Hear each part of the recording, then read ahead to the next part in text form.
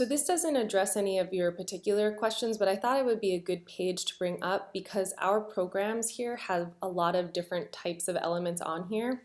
So if we go into builder mode, I wanted to show you a couple things.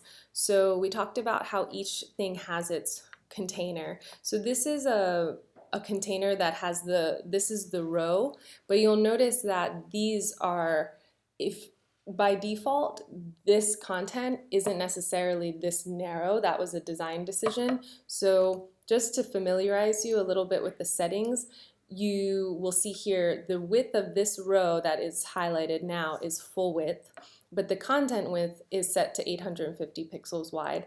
So I wouldn't recommend messing too much with things like that just because it will get a little unruly and before you know there will be a lack of consistency. But I still wanted you to understand some of the things you were looking at.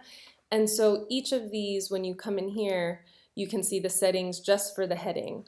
And so here's where the text goes. If you wanted this to link, you would put the link, whether that's an external link, whether that's a link that goes to a page. You know, headings typically don't do that, at least not these types, but just in case. This is where, if you were to go to style, you can see, okay, this is left aligned.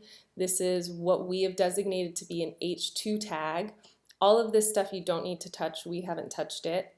I wouldn't really mess around in here either because these are some global spacing edits, but just so you're aware, you know, here's another one where this is your heading. And this one's an H3, so the difference in typography, those have all been preset.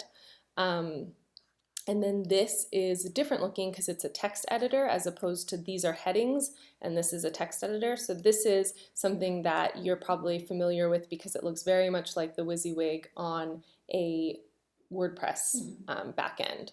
So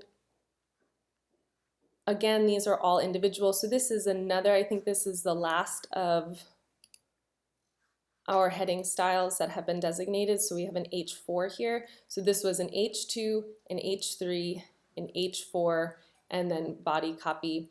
So I show you that so in case you want to add a heading somewhere else and you think, oh, I want it to look like this one, you can now see, you'll learn over time as you do more and more work which is which. You won't have to reference, but if you needed to reference, you can see which headings are which.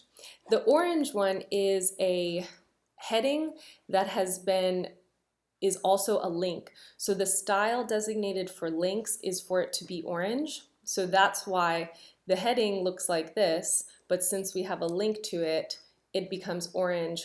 And if you go here, it is an H3, which is the same thing as this, but it's what you see is what you get. So when we do it as capitals, it shows up as capitals. But you can tell now knowing that these two are the same font family and they're the same size. They just have a little bit of difference in how you've typed all caps, the fact that you've put a link, but everything, it is truly an H3, just like this one. So that I thought was a good page just to